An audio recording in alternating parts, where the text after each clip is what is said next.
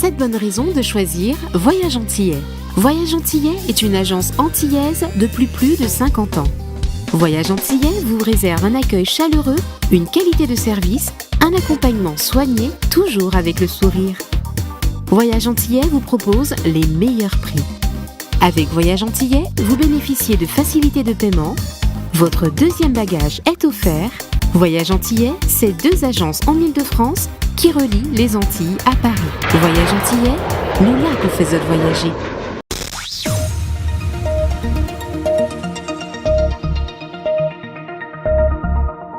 On News Radio, flash spécial, Maurice Cessé.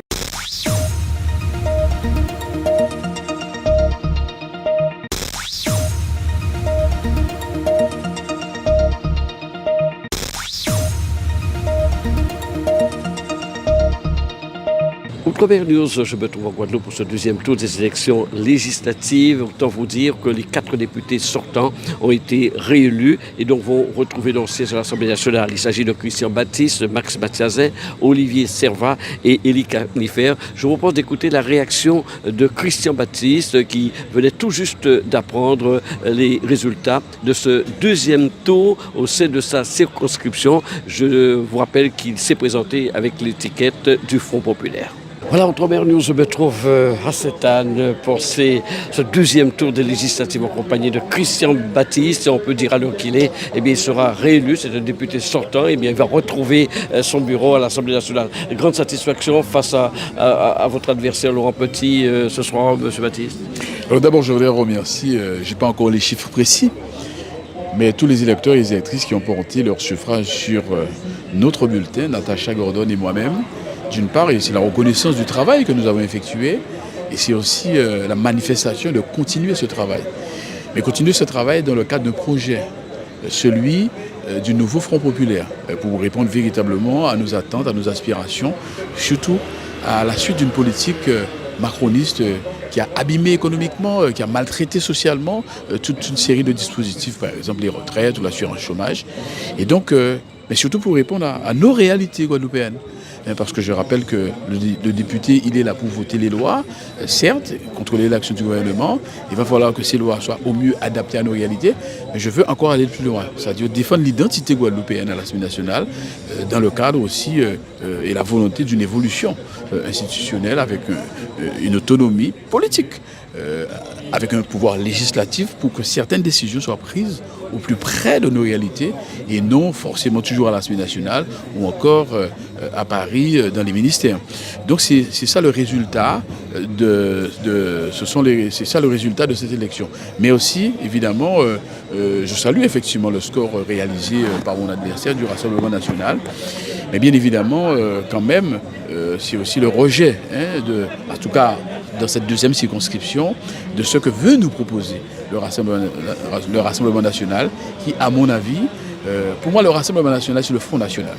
On connaît très bien qui a créé le Front national, quelle suite qui en a été donnée, et nous aurons un travail pédagogique à faire, un travail de citoyenneté à faire, parce que j'ai l'impression que nous, les humanistes et progressistes, avec des valeurs écologiques et sociales, peut-être que nous n'avons pas suffisamment fait ce travail. Je comprends les électeurs qui ont fait le choix du Rassemblement national parce qu'ils ont été déçus, parce que certaines politiques n'ont pas répondu à leur attente.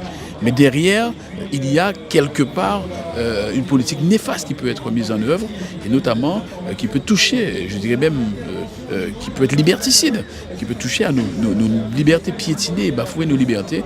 Mais nous aurons à faire un travail de proximité, un travail de bicaparole, de rencontre citoyenne pour expliquer ce que c'est que le racisme. Enfin, expliquer, en tout cas, revenir et faire l'histoire du racisme, de l'antisémitisme, mais aussi de la xénophobie, et vraiment expliquer toutes ces choses avec des spécialistes, avec des personnes effectivement habilitées à le faire, et dans un cadre qui est dépassionné, en dehors de la campagne électorale, et bien montrer quel danger qui pourrait nous guetter. Mais quand on connaît votre étiquette politique, est-ce sera facile de fonctionner avec LFI? Écoutez, il y a eu un accord qui a été déjà de gouvernement. Maintenant, après, tout dépend des comportements de tout un chacun. D'ailleurs, il y a des comportements, effectivement, qu'on peut ne pas forcément accepter à LFI. De la même façon, au Rassemblement national, je tiens à signaler que une fois, il y a des candidats qui avaient carrément des propos racistes et xénophobes et qui assument. Quand vous avez une candidate qui met une casquette nazie, il y a quand même, Bardella dit il y a 4 ou 5 cas, mais il y a beaucoup plus de cas que ça. Et lorsque vous avez quand même une candidate qui ne s'est jamais présentée, on n'a pas vu sa tête, on n'a pas vu sa photo, et qui fait quand même 33% des voix au premier tour, ça veut dire que derrière, vous avez quelques idées nauséabondes qui circulent. Et donc, par conséquent, ça, c'est encore plus dangereux.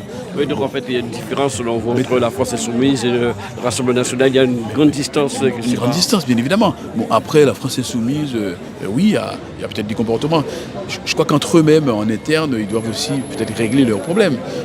Parce que c'est vrai qu'on ne va pas se voiler la face. Bon, lorsqu'on voit François Ruffin, qui est quand même quelqu'un qui a des qualités, et qui est même Premier ministre, et qui parallèlement... est en rupture avec Mélenchon, ce sont des signes. Corbière, Auriquel, qui brusquement voient qu'ils ne sont pas au tableau des candidats. Ça aussi, ce sont des méthodes qui sont quand même quelque peu, je ne dirais pas discriminatoires, mais qui sont un peu brutales et autoritaires. Donc là aussi, nous devons faire attention. Lors d'une interview à Paris, vous me disiez que vous aimeriez gagner plus largement que lors des dernières législatives. Ça va être pratiquement le cas. C'est aussi une grande satisfaction pour vous. Tout à fait. C'est vrai que cette dissolution de l'Assemblée nationale, quelque part, assoit encore plus ma notoriété politique. Parce qu'en 2022, j'ai été élu, au premier tour, j'arrive deuxième.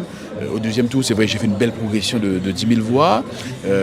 Ensuite, il y avait toute une suspicion, le fait qu'on va dissoudre l'Assemblée nationale, que vont devenir effectivement ces députés qui viennent d'être élus. D'ailleurs, je le dis très clairement, à travers cette dissolution, il y en a qui voulaient profiter pour ma mort politique.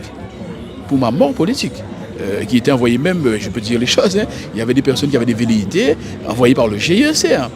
Et apparemment avec l'aval du GIECR pour ma mort politique. Bon, vous savez, il n'en est rien du tout. Bien au contraire, je crois que ici à Sainte-Anne, je crois que je vais gagner largement avec près de 70% des voix, sinon plus. Je crois qu'aussi au niveau de la circonscription. Donc c'est une élection qui me permet d'envisager l'avenir et de bien montrer que le peuple il est souverain. Le peuple il est souverain et lorsque vous faites appel au peuple, eh bien voilà, donc le peuple s'est prononcé et ça ce sera aussi à respecter.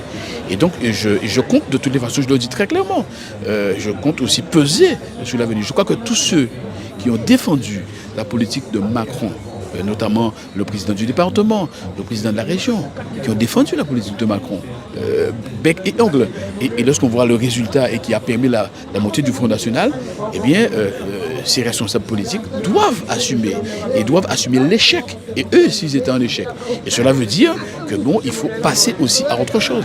Et nous devons mettre encore d'autres responsables politiques. Et je vais jouer un rôle éminemment sur l'échiquier politique guadeloupéen, bien évidemment, à partir de mes compatriotes, de ceux qui m'ont fait confiance. Et j'espère bien, je n'ai pas encore les chiffres, j'ai fait 15 000 voix au deuxième tour en 2022. J'espère en faire beaucoup plus.